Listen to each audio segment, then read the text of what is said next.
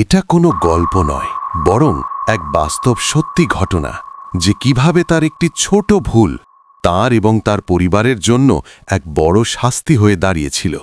কি হয়েছিল বেচারির সাথে, সেই ভয়ঙ্কর সত্যটি জানতে এই ভিডিওটি শেষ পর্যন্ত অবশ্যই দেখুন। মেহেরিনের ছোটবেলা থেকেই জিনদের প্রতি অনেক আগ্রহ ছিল। এই বিষয়টি তাকে খুব আকৃষ্ট করত। সে সব সময় একটি জিনের সাথে দেখা করার এবং তাকে দেখার ইচ্ছা রাখত। সে বুঝতে পারত না যে কিভাবে কোনো জিনের সাথে যোগাযোগ করা যায়। তার এক বান্ধবী ছিল সাদিয়া, যে মসজিদের এক ইমাম সাহেবের মেয়ে ছিল। মেহেরিন নিজেও খুব ধার্মিক ছিল এবং 5 ওয়াক্ত নামাজ নিয়ম করে পড়ত। দুজনের বন্ধুত্ব খুব গভীর ছিল।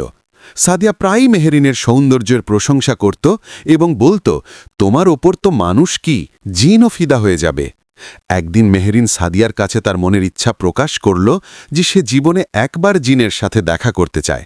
সাদিয়া তাকে বারণ করল এবং সাবধান করে দিল যে এটা বিপজ্জনক হতে পারে। যদি কোনো খারাপ জিন এসে যায় তাহলে জীবন বরবাদ হয়ে যাবে। কিন্তু মেহেরিন নিজের কথায় অটল রইল এবং ভালো জিনের সাথে দেখা করার উপায় জিজ্ঞেস করতে লাগল। সাদিয়া ইতস্তত করে তাকে একটা উপায় বলে দিল। যখনই এই আমল করবে, নিজের ঘর খুব পরিষ্কার রাখবে। তোমাকে তাহাজ্জুদ নামাজের সময় সূরা জিনের আয়াত বারবার পড়তে হবে। সাদিয়া তাকে বলল যে গোসল করে পরিষ্কার কাপড় পরে ঘরে এবং নিজের গায়ে সুগন্ধি লাগিয়ে 41 বার এই আয়াত পড়লে জিন হাজির হতে পারে। মেহেরিন সাদিয়ার কথা শুনল এবং সেই মতো কাজ করার সিদ্ধান্ত নিল। সে নিজের ঘর পরিষ্কার করল এবং রোজ রাতে প্রায় 2টোর দিকে, যখন সবাই ঘুমিয়ে পড়ত, সে সূরা জিনের আয়াত পড়তে থাকত। 6-7 দিন ধরে সে এই আমল করল, কিন্তু কিছুই অনুভব করল না। সে ভাবল, আজ শেষবারের মতো চেষ্টা করব। যদি কিছু না হয় তাহলে এই চিন্তা মন থেকে বের করে দেব। সেদিন ছিল বৃহস্পতিবার। সে সমস্ত নিয়মকানুন পুরোপুরি পালন করল। গোসল করে পরিষ্কার কাপড় পরল, ঘর পরিষ্কার করল, পুরো ঘরে এবং নিজের গায়ে খুব ভালো সুগন্ধি লাগাল। তারপর সে আয়াত পড়তে বসল। যখন সে 76 বার আয়াতটি পাঠ করল, ঠিক রাত 2:50 সে নিজের ঘরে এক অস্বাভাবিক উপস্থিতি অনুভব করল। সে চোখ খুলতেই দেখল তার বিছানায় অত্যন্ত সুন্দর চেহারার এক ব্যক্তি বসে আছে, যার মুখে এক ঐশ্বর্যিক আভা ছিল। মেহেরিন অবাক হয়ে গেল। সে নড়তেও পারছিল না, কিছু বলতেও পারছিল না। তখনই সেই ব্যক্তি বলল, আসসালামু আলাইকুম মোহতারামা।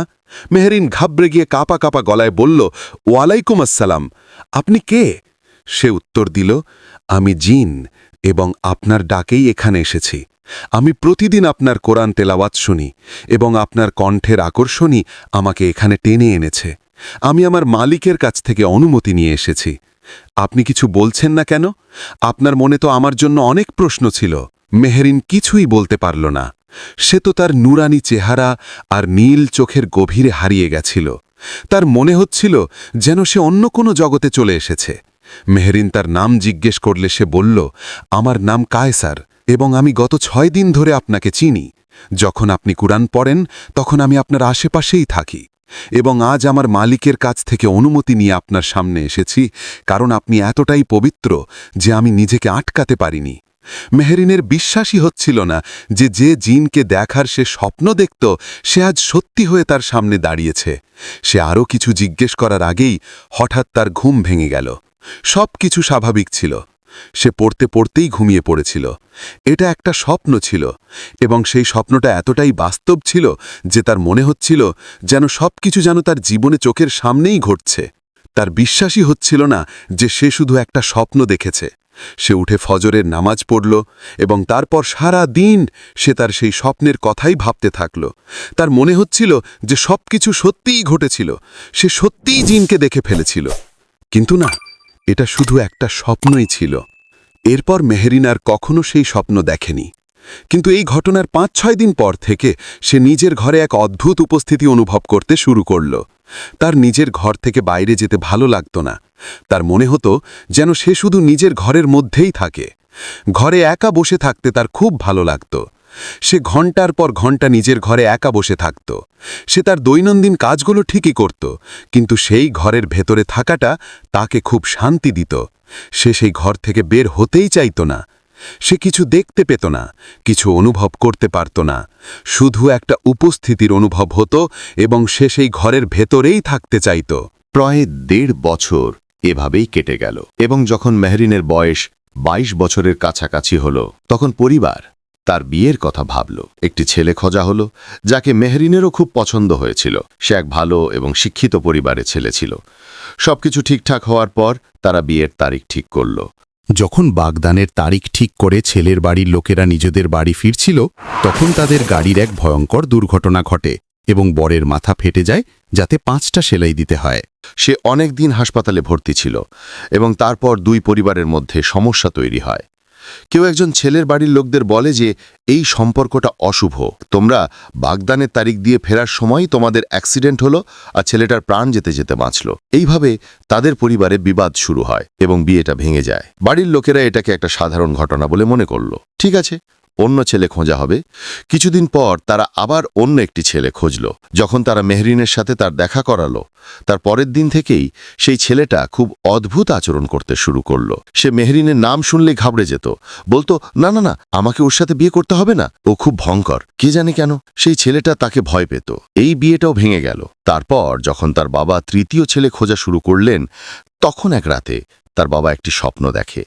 সেই স্বপ্নে এক ভয়ঙ্কর চেহারা তার সামনে আসে এবং তাকে বলে, তোমার সাহস কি করে হয় মেহরিনের জন্য ছেলে খোঁজার? মেহরিন শুধু আমার, তুমি কি বুঝতে পারছো না? আমি এখানে আছি আর মেহরিনকে আমি ছাড়া আর কেউ নিয়ে যেতে পারবে না। আমি মেহরিনকে পছন্দ করি। এই বলে স্বপ্নটা ভেঙে গেল। মেহরিনের বাবা ঘুম থেকে উঠলেন। তার জন্য এটা খুব বাস্তব স্বপ্ন ছিল। তিনি সকালে উঠেই একজন পীর সাহেবের কাছে গেলেন, যাকে তিনি চিনতেন। তিনি পীর সাহেবের সাথে কথা বললেন। পীর সাহেব তাদের বাড়ি এলেন, সবকিছু দেখলেন এবং তাদের বললেন যে আপনার মেয়ের পেছনে এক আশিক জিন পড়েছে এবং সে তার পিছু ছাড়তে চায় না, তার সঙ্গ ছাড়তে চায় না। আপনার বাড়িতেই সবকিছু হচ্ছে। সে আপনার মেয়ের সাথে নিজের মতো করে বিয়ে করে নিয়েছে এবং এখন অন্য কোনো পুরুষ তার কাছেও আসতে পারবে না। এই কথা শোনার সাথে সাথেই মেহরিন প্রচণ্ড ধাক্কা খেল এবং সেখানেই জ্ঞান হারিয়ে পড়ে গেল। বাড়ির সবাই তাকে হাসপাতালে নিয়ে গেল এবং যখন হাসপাতালে তার জ্ঞান ফিরল, তখন পীর সাহেব এবং পরিবারের সবাই সেখানেই দাঁড়িয়েছিলেন। এবার মেহরিন তার পরিবারকে জানালো যে সে এই ভুলটি করেছিল, এখন আর কিছুই করার ছিল না। পুরো পরিবারকে তার পাশে দাঁড়ালো। তখন পীর সাহেব তাকে বললেন, তুমি রোজ এই আয়াতগুলো পড়তে থাকো, আর এছাড়া আপনারা ওকে নিয়ে আজমের শরীফের দরগায় যান, ওখানেই ওর মুক্তি হতে পারে। কিন্তু সেই দিনের পর থেকে তাদের সমস্যা আরও বাড়তে লাগল। এখন মেহরিন সেই ঘরের ভেতরে বন্দি থাকত। কোনো এক শক্তি তাকে বাইরে বের হতে দিচ্ছিল না। তার মনে হতো কেউ তাকে অনবরত দেখছে এবং কিছু বলতে চাইছে। কিন্তু যখন সে নামাজ পড়ত, তখন এই সমস্ত অনুভূতি চলে যেত। এদিকে তাদের পরিবারে মেহরিনের বাবার ব্যবসায় ক্ষতি হতে শুরু করল। পরিবারে ছোট ছোট বিষয় নিয়ে ঝগড়া হতে লাগল, যা তারা চায়নি। সবাই বুঝতে পারছিল যে পীর সাহেব যা বলে গিয়েছিলেন তা একদম ঠিক। আর তারপর দেরি না করে আজমের শরীফের দরগায় পৌঁছল। সেখানে যাওয়ার পর তাদের হাতে একটি তাবিজ বেঁধে দেওয়া হলো এবং বলা হলো যে এই তাবিজটা খুলবে না, এটা নিজে থেকেই ছিঁড়ে পড়ে যাবে। কিন্তু সেখান থেকে ফিরে আসার পর তাদের সমস্যা আরও বাড়তে শুরু করল। রাতের বেলা মেহরিন নিজের ঘরে খুব অদ্ভুত সব আওয়াজ শুনতে পেত। এই আওয়াজগুলো সে নিজে তার ফোনে রেকর্ডও করেছিল। এমনকি তার পরিবারও সেই আওয়াজ শুনেছিল। মেহরিনের শরীর ধীরে ধীরে খারাপ হতে লাগল। সে খুব দুর্বল হয়ে পড়েছিল, খেত না।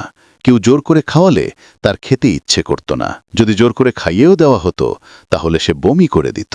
ডাক্তার দেখানো হলো, সবকিছু করা হলো, সমস্ত রিপোর্ট নরমাল ছিল, কিন্তু তার শরীর ঠিক হওয়ার নামে নিচ্ছিল না। তারপর তার বাবা আবার দরগা শরীফের পীর সাহেবের সাথে যোগাযোগ করলেন এবং তিনি মেহরিনকে আবার সেখানে ডাকলেন।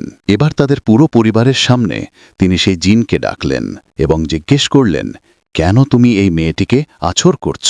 তখন সে বলল, আমি ওকে পছন্দ করি, ও আমাকে ডেকেছিল এবং ওর কণ্ঠে এমন এক আকর্ষণ আছে যে আমার ওর প্রতি কেন জানি না এমন একটা টান তৈরি হয়েছে।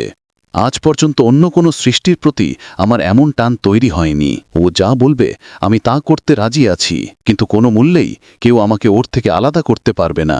তোমাদের চেষ্টা করতে হলে তোমরাও করে দেখতে পারো, কিন্তু এখন ও আমার এবং আমি সবসময় ওর সাথেই থাকব। ওর বাড়ির লোকদের বলো ওদের যা চাই আমি সব এনে দেব, দুনিয়ার এমন কোনো জিনিস নেই যা ওদের কাছে থাকবে না, কিন্তু আমাকে ওই মেয়েটির থেকে দূরে সরানোর চেষ্টা যেন না করে। কিন্তু যে পীর সাহেব ছিলেন তিনিও হার মানার পাত্র ছিলেন না। তিনিও নিজের লড়াই চালিয়ে গেলেন। তিনি নিজের মতো করে বারবার তাকে ডেকে বিভিন্ন উপায়ে জিনটিকে দূরে সরানোর চেষ্টা করতে থাকলেন। 1 বছর পর্যন্ত মেহেরিন এর জন্য অনেক কষ্ট ভোগ করল। সেই 1 বছরে তার ঘুমানো খাওয়া দাওয়া খুব কঠিন হয়ে পড়েছিল। পরিবারের খুব শক্ত সমর্থন ছিল। 1 বছর পর অবশেষে সে সেই জিন থেকে মুক্তি পেল এবং আজ সে পুরোপুরি সুস্থ। সে এখন বিবাহিত এবং সুখী, কিন্তু সেটা তার জীবনের এমন একটা অংশ যা সে হয়তো কোনোদিনও ভুলতে পারবে না। আপনার সাথেও যদি কখনো এমন কোনো ঘটনা ঘটে থাকে, কোনো খারাপ স্বপ্ন, কোনো অদেখা ছায়া বা এমন কোনো অভিজ্ঞতা যা আপনি আজও ভুলতে পারেননি, তাহলে আমাদের কমেন্টে অবশ্যই জানান।